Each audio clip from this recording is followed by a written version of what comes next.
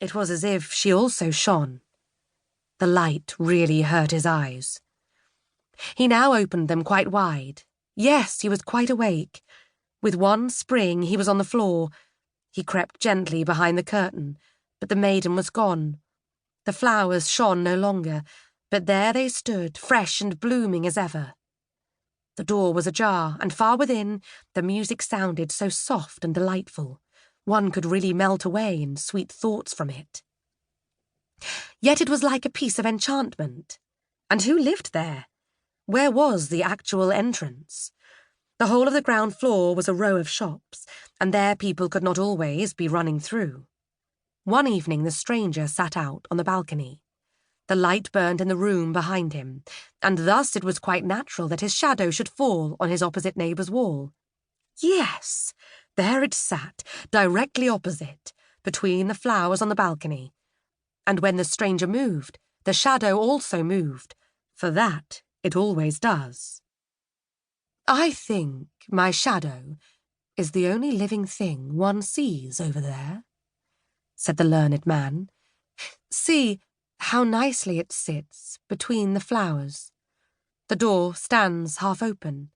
Now the shadow should be cunning and go into the room, look about, and then come and tell me what it had seen. Come, now. Be useful and do me a service, said he in jest. Have the kindness to step in. Now, art thou going? And then he nodded to the shadow, and the shadow nodded again. Well then, go. But don't stay away. The stranger rose, and his shadow on the opposite neighbour's balcony rose also. The stranger turned round, and the shadow also turned round. Yes, if anyone had paid particular attention to it, they would have seen quite distinctly that the shadow went in through the half-open balcony door of their opposite neighbour, just as the stranger went into his own room, and let the long curtain fall down after him. Next morning, the learned man went out to drink coffee and read the newspapers. What is that? Said he, as he came out into the sunshine. I have no shadow. So then, it has actually gone last night, and not come again. It is really tiresome. This annoyed him, not so much because the shadow was gone, but because he knew there was a story about a man without a shadow. It was known to everybody at home in the cold lands, and if the learned man now came there and told his story, they would say that he was imitating it, and that he had no need to do.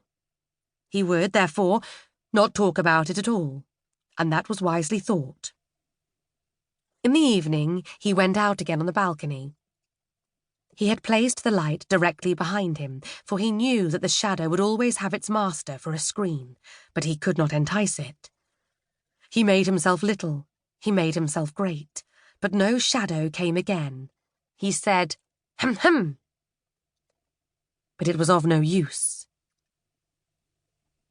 It was vexatious, but in the warm lands everything grows so quickly, and after the lapse of 8 days he observed, to his great joy, that a new shadow came in the sunshine. In the course of 3 weeks he had a very fair shadow, which, when he set out for his home in the northern lands, grew more and more in the journey, so that at last it was so long and so large that it was more than sufficient. The learned man then came home, and he wrote books about what was true in the world, and about what was good and what was beautiful, and there passed days and years, yes, many years passed away. One evening, as he was sitting in his room, there was a gentle knocking at the door. "Come in," said he, but no one came in, so he opened the door, and there stood before him such an extremely lean man that he felt quite strange. As to the rest, the man was very finely dressed. He must be a gentleman. "Whom have I the honour of speaking?" asked the learned man. "Yes, I thought as much," said the fine man. "I thought you would not know me. I have got so much body. I have even got flesh and clothes. You son."